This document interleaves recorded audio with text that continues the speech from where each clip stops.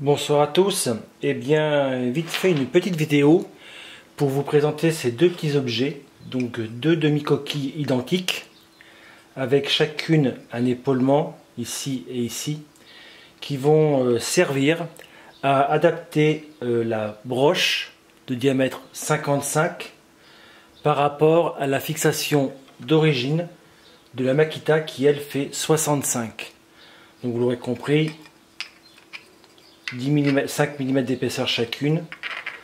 La circonférence de la demi-coquille ne fait pas 180 degrés mais 178, où j'ai laissé un petit jeu exprès pour avoir un pincement correct. Donc, pas sorcier, une demi-coquille ici, l'autre demi-coquille en face.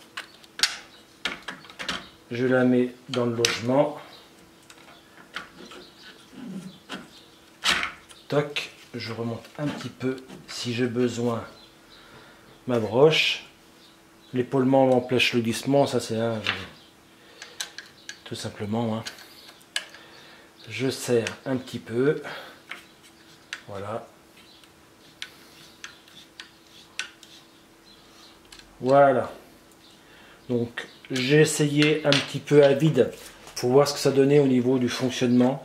Donc ça tourne rond, je ne sens pas de vibration quelconque, pas de bruit effroyable, au contraire, c'est beaucoup moins bruyant que la Makita, du moins tout ce qui est défonceuse en règle générale, mais il faut dire aussi ça ne fait que 500 watts.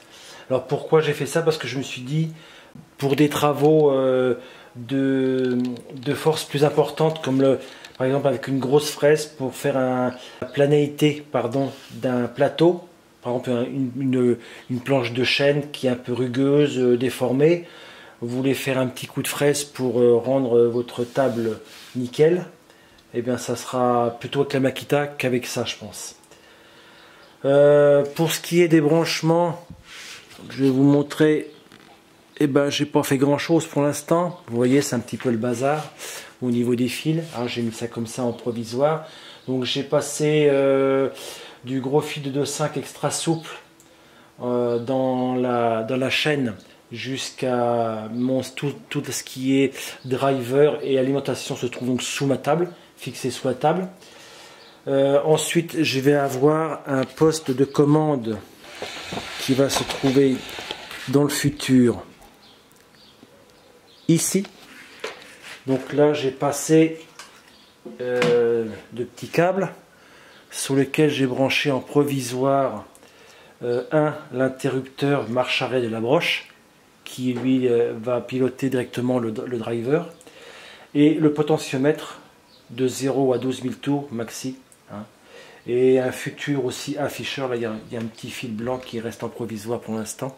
Il y a un afficheur digital qui vient là-dessus pour vous donner la vitesse de la broche. Donc là il y aura un pupitre avec marche arrêt, etc. Et cet interrupteur, je l'ai branché aussi avec un contact de mon relais Finder qui me permet de faire la mise en route de la broche au départ du travail et s'arrête automatiquement toute seule à la fin du travail. Exactement comme j'ai fait avant pour la Makita. Donc ici, je vais modifier mon plateau rouge en PLA de façon à faire une extension et avoir comme une sorte de petite boîte dans laquelle je vais y installer cette prise. Voilà, prise femelle. Je vais commander la prise mâle qui va bien pour mettre au bout des fils de la broche, et elle sera à peu près par ici. Voilà.